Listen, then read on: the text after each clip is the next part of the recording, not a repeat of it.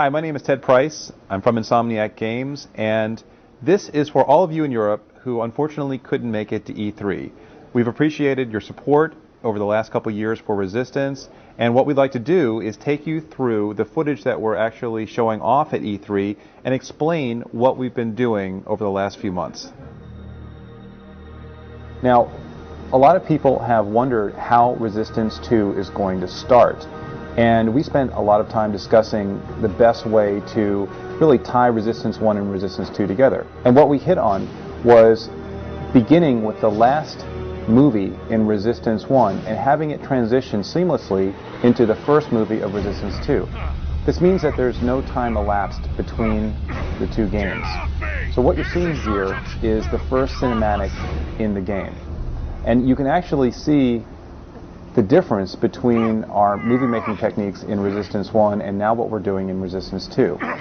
There's several things that we've done in Resistance 2 that have made it much easier for us to create movies at higher fidelity. The number one change has been the use of motion capture. In Resistance 1 we hand animated everything, but with Resistance 2 we've been using actors in mocap volumes to create much more lifelike motions and to really convey the story a lot more convincingly than we had before. Another really cool piece of technology we've been using is the InterSense camera. The InterSense camera allows us to create the scene first and then refilm it with a camera whose motions are actually motion captured. And what this does for us is create a much more filmic feel for all of our cinematics, and you can see it demonstrated in our first opening cinematic for the game. The characters in the game have had a major overhaul in terms of the technology underlying them. First of all, we've got much higher res textures and normal maps and better specularity on the characters so they pop out of the environment. We've completely revamped our lighting system. We now have much better support for our dynamic lights.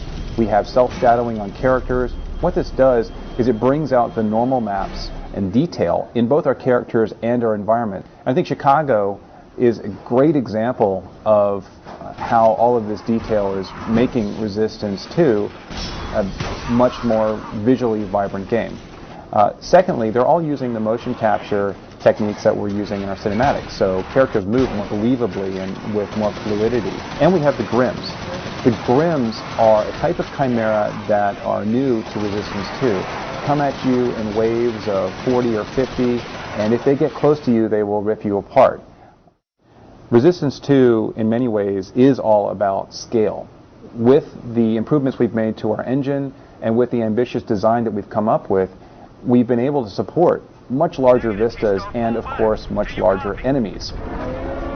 In Chicago, you will fight a 300-foot tall Leviathan. This is a character that, for us at first, seemed impossible to do, because making a 300-foot monster stomp around and be interactive with the environment and be interactive with the character is pretty darn tough. Plus, it's very difficult to make it look believable both at a distance and up close. But the technology we've developed has allowed us to do this. So when you do get picked up by this Leviathan, it's a different fighting mechanic than you're used to in the game. The Leviathan isn't the only boss character you're going to find in the game. There are several other very large and unique characters that you'll encounter as you move through America. In the game, a persistent element is going to be this Chimeran fleet that's invaded America. In San Francisco, we get our first glimpse of this fleet, and it's massive. We've got battleships that are a mile wide, accompanied by hundreds of smaller ships. And what they're doing is systematically taking apart our cities. Here we get to see San Francisco just being obliterated by this fleet. As you're moving through the game, you'll get to see the fleet in a very close-up fashion. When we released the first teaser trailer for Resistance 2, a lot of folks looked at it and said, there's no way that's going to be in the game. And what we wanted to do with this particular gameplay shot was to demonstrate that this is indeed in the game. What you're seeing here is running in real time as the fleet takes apart San Francisco. Guys, thank you for taking the time to watch this. We appreciate all of your support for Resistance and Resistance 2. We look forward to seeing you online this fall.